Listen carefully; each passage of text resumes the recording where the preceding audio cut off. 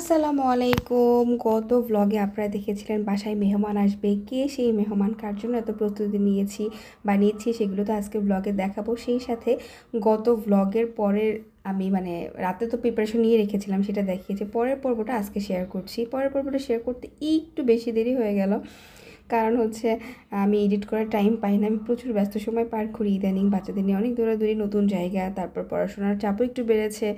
অনেক বেশি free time পেলেই আমি আপনাদের জন্য ব্লগ করি বা এডিট করি।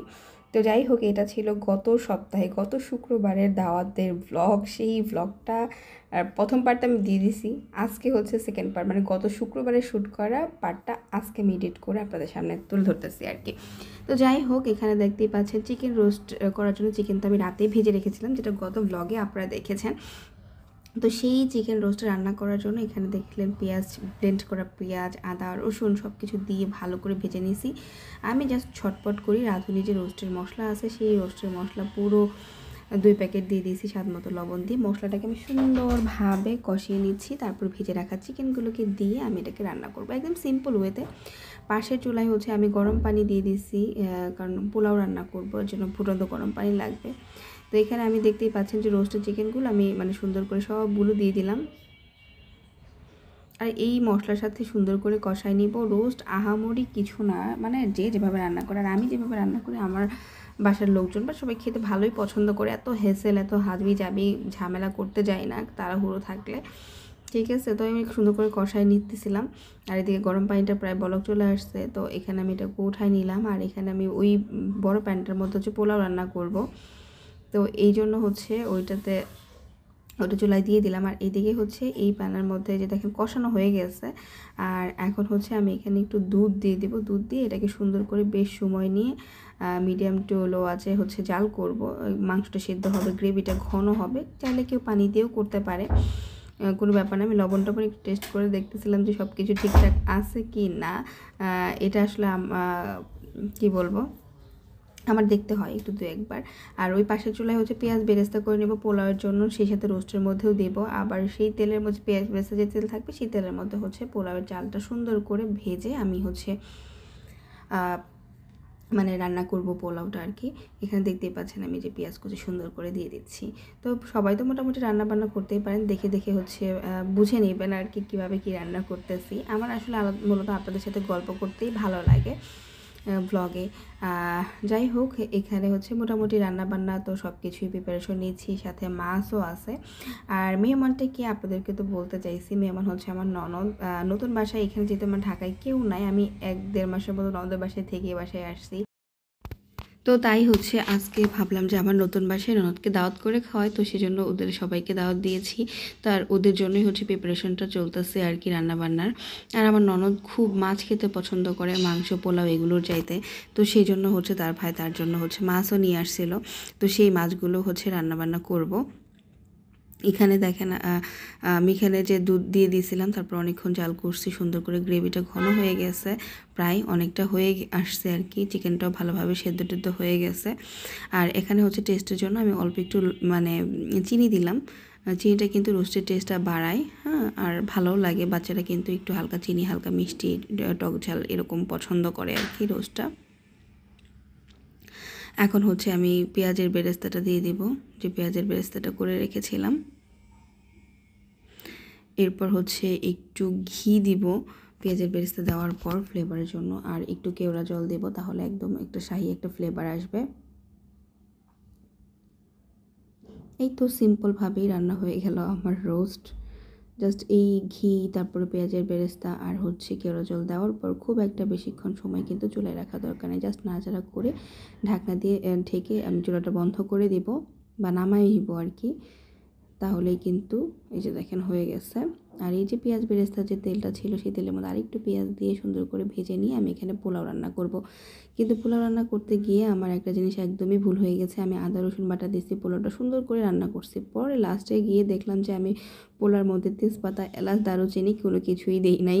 তো তারপরেও খারাপ লাগে না এই পোলাওটা খেতে। ভালোই লাগছে। আমি ভুলে গেছিলাম এলাচ দারচিনি তেজপাতা দিতে। পোলাও তো মেনলি পেঁয়াজ রসুন আদা রসুন বাটা না দিলেও চলে, কিন্তু এলাচ দারুচিনি তেজপাতা এগুলো দিতে হয়, কিন্তু এটা আমি দিতে ভুলে গেছিলাম।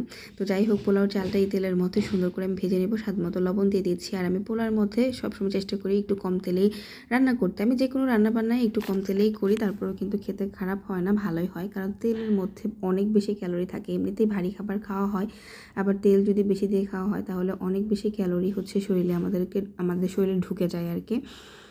আর আগেই তো আমি গরম পানি করে রেখেছিলাম, পানিটা যদিও অনেকটা ঠান্ডা হয়ে গেছিলো, আবারও গরম করে সুন্দর করে আমি হচ্ছে যে পানি দিয়ে দিলাম। চালের ডাবল পানি, 2 কেজি চালের পোলাও রান্না করছিলাম। তো খুবই সুন্দর হয়েছিল পোলাওটা, একদম ঝরঝরে, একদম ফ্লেভারফুল। আর আমি পোলাওর মধ্যে লাস্টে একটু ঘি একটু কেওড়া জল দিয়ে দিয়েছিলাম, যেটা আমি ভিডিও করতে ভুলে গেছি। তো অনেকগুলো রান্না আসলে তাড়াহুড়ো থাকলে হচ্ছে হয়। এই যে দেখেন, আমি কিন্তু একা হাতেই সব কিছু রান্নাবান্না করছি। আমার বাসায় কাজের একটা খালা রাখছি, কিন্তু উনি তো আসলে রান্নাবান্নায় হেল্প করে না। তো উনি শুধু আমার ঘর মুছে দিয়ে গেছিলো আর হচ্ছে রুটি বানাই দিয়েছিলো। আমি চালের আটার রুটি বানাইছিলাম সকালবেলা।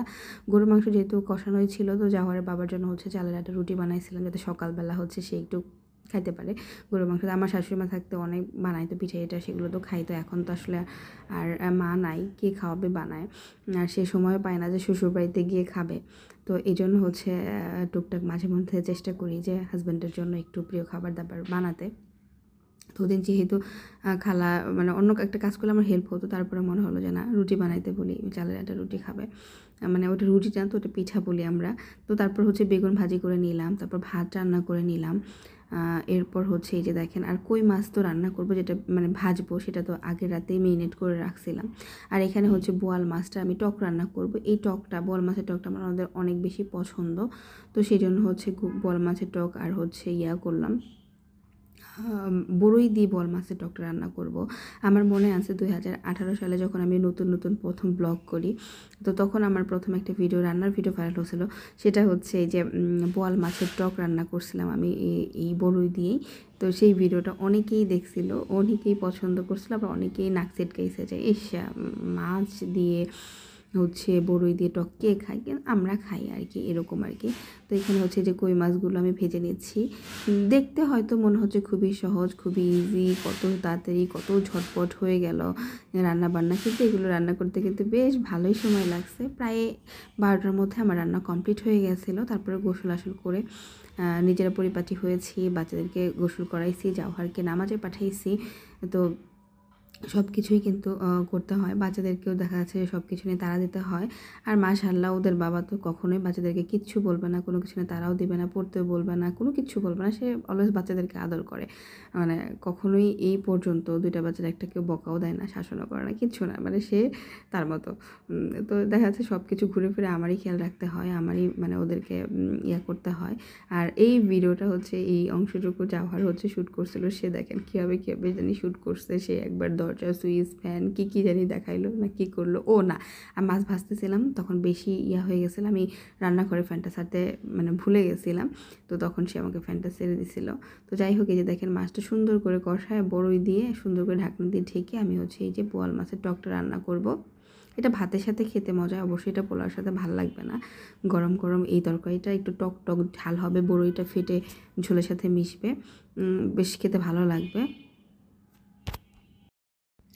তো এই তো যাই হোক, মাছ কিন্তু সুন্দর করে আমার ভাজা হয়ে গেছে। একটু মুচমুচে করে কই মাছ ভাজি করলে গরম গরম ভাতের সাথে বেশ মজা লাগে।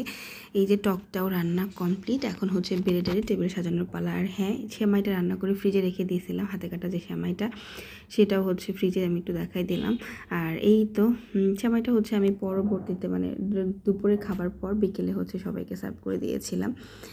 আর এই তো রোস্টটা হচ্ছে এখন বেড়ে নিব।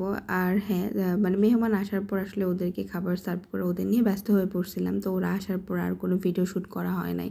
ওরা ননির অনেক সুন্দর সুন্দর কালারফুল মিষ্টি নিয়ে আসছিলো মজাদার, সেগুলো আর ভিডিও করতে মনে নাই বলতে আসলে ব্যস্ত হয়ে গেছে। মেহমানদারি করতে গেলে একটু ব্যস্ত হয়ে গেলে কিন্তু তখন আর ভিডিও শ্যুটের কথা মনে পড়ে না বা মনে থাকে না। আর আমি এখন সবসময় কোয়ালিটি টাইম স্পেন্ড করাকে বিশ্বাস করি। নিজের আনন্দ বা নিজের কোয়ালিটি টাইম বাদ দিয়ে সেই টাইমটা ভিডিওতে মনোযোগ দিতে আমার একদমই ভাল লাগে না। রান্নাবান্না যেহেতু একা হাতে একা একা করছি আস্তে ধীরে সুন্দর করে, এই জন্য হচ্ছে রান্নাটাকে ভিডিও করতে পারছি। তো যাই হোক, রোস্টটা দেখতেই পেলেন যে ঝোলটা প্রথমে গ্রেভিটা কিন্তু আপনাদের পাতলা মনে হয়েছে, এখন একটু ঠান্ডা হওয়াতে ঘন হয়ে গেছে। আর উপর দিয়ে পেঁয়াজের বেরেস্তা দিয়ে টেবিলে সার্ভ করে দিলাম। কই মাছ ভাজাগুলো সুন্দর করে সাজিয়ে দিয়ে তারপর উপর দিয়ে পেঁয়াজের বেরেস্তা দিয়ে সুন্দর করে সাজাই দিব। তো দেশি কই মাছ তো একদম মানে ভালোই লাগছে কিন্তু খেতে। আর এই যে দেখেন আমাদের ফ্রেশ গরুর মাংস হাড়সহ ছোটো ছোটো টুকরো করে কেটে আনছিল জহরের বাবা, সেগুলোই রান্না করছে। অনেক মজা হয়েছিল সব কিছু, আমি বলতেছি না, মেহমানরাই বলছে খেয়ে অনেক মজা হয়েছিল। তো পোলাও, গরুর মাংস, টক সব কিছুই কিন্তু টেবিলে সাজাই দিয়েছি। আর এই সার্ভিং ডিশগুলোতে সাজাতে আমার বেশ ভালো লাগে, তো সুন্দরই লাগতেছিল দেখতে। আর মেহমানরা চলে যাওয়ার পর সবচেয়ে কষ্টের পার্ট হচ্ছে মানে ওরা চলে গেলে এমনিতেই খালি খালি লাগে, একা একা লাগে। তারপরে আবার যখন যদি হয় যে প্লেট ধুয়ে এগুলোকে আবার ঠিকঠাক করতে হয়, তাহলে তো আরও খারাপ লাগে। যাই হোক, ব্লগটা শেষ।